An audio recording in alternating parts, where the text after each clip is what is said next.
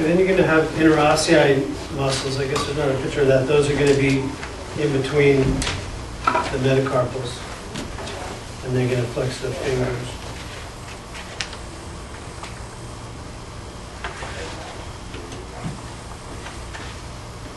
Okay, I didn't have a chance to add this into the slide, but this handout here, this basically has all the different loose pack and close pack positions of all the joints. Okay. And you can see where here it divides it into the ulnar humeral and the radial humeral, which is going to be the elbow. So the ulnar humeral, which, as again we mentioned, is the more substantial joint in the elbow. So that's going to be about 70 degrees of flexion. So this would be 90 degrees of flexion. 70 degrees is about here. So that's going to be a loose pack position of the ulnar humeral joint. And then radial humeral is going to be full extension and full supination like this. Okay. Those positions of those joints don't necessarily come up as much as more of like the shoulder joint, the knee joint, hip joints, things like that. But they're all listed on that area. And if we have some time, we can practice doing some passive range of motion stuff. In ONE2, we do active range of motion where we measure them, and I can show you while we're at it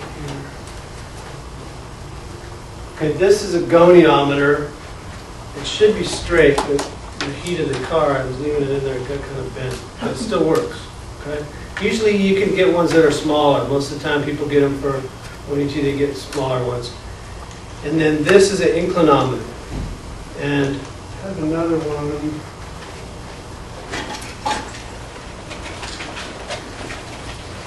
And you use dual inclinometers. These are typically used more for extremity range of motion measurements, and these are used more for spine range of motions. But you can do all the ranges of motions with either one. So for ONE2, you need to get, and it might not be a bad idea to go ahead and get them now. You can get these at Home Depot. It's about 9, 10 bucks a piece. You're looking at 20 bucks for two.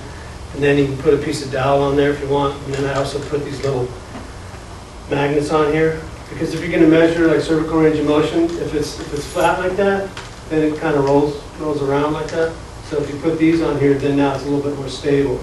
Right? And so if I'm going to measure cervical range of motion, I'm going to measure flexion. I'm going to go like this.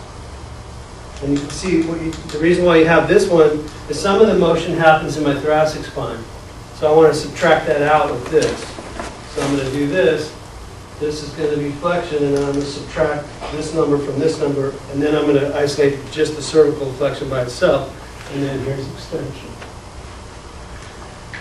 And so then that's active range of motion, and then passive we can do on some of the joints here, like if you're going to be in the shoulder joint, you want to have it in a loose pack position, which again is going to be like this, and then you can go in and do passive range of motion where you're trying to assess the actual joint itself. Like if somebody has DJD on their shoulder or something, and you go like this, and then you're pushing it and grinding on here like that.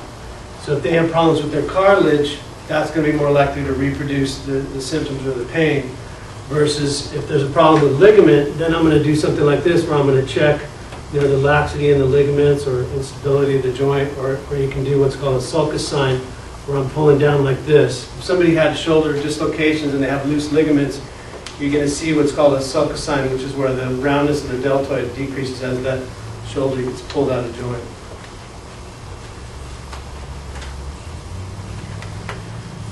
And so the hand and wrist, again, you're going to have flexion, extension, ulnar deviation, radial deviation.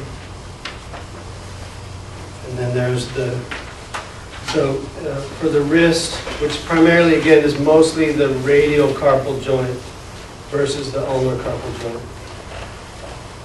So loose pack is going to be neutral with slight ulnar deviation.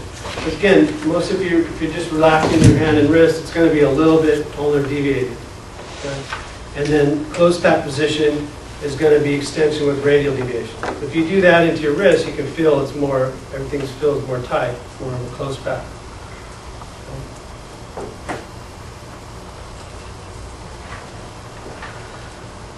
So then again, we have the thumb has more motion that can occur there. And again, what's this motion? Yeah, abduction.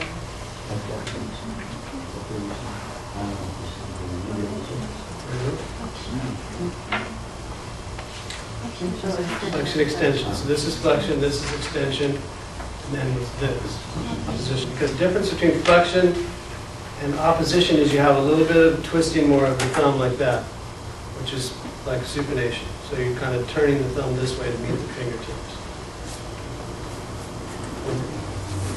And then, of course, this would be circumduction. And then when you talk about abduction, adduction, this is the center of, this is the reference point, the middle finger. So abduction is moving away from the middle, adduction is moving towards the middle. So technically this finger, all it can do is abduction. Because no matter what it does, it's moving away from itself. Right? And then what's this one? That's different.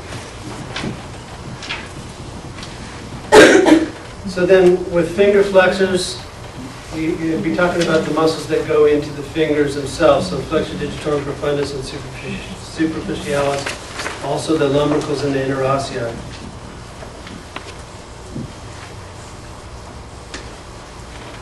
And then there it just gives the range of motions, but again, not necessarily going to have to memorize those numbers.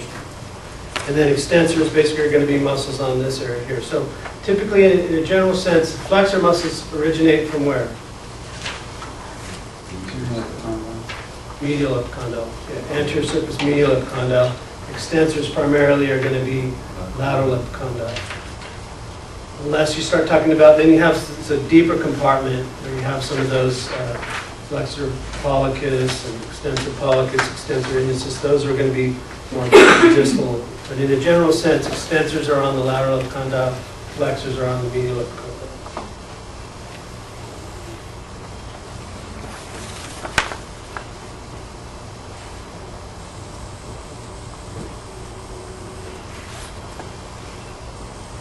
So then more range of motion.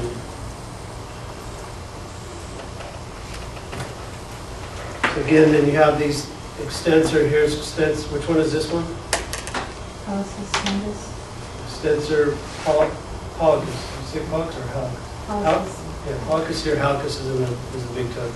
And then this one, extensor pollicus brevis, and then the one that the shorter one that only goes to here. Is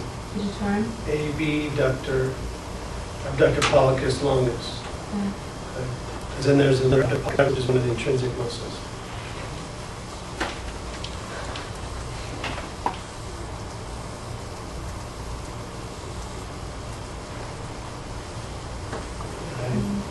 Really not good. We don't need 2D. We don't even go. We don't even do finger measurements.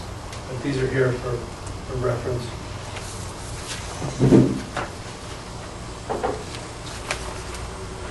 But we do measure wrist flexion and extension.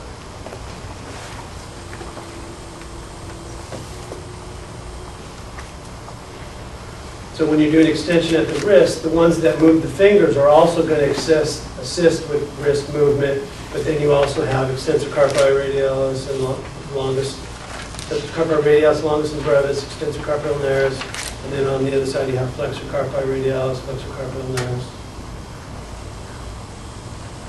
And then again, if these paired muscles act one at a time, they're going to either ulnar deviate or radial deviate. So you'll have flexor carpi ulnaris and extensor carpi ulnaris would do ulnar deviation, flexor carpi radialis and extensor carpi radialis would do radial deviation.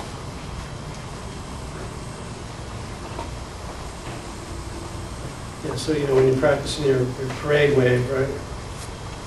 You're doing the different ulnar and radial deviation.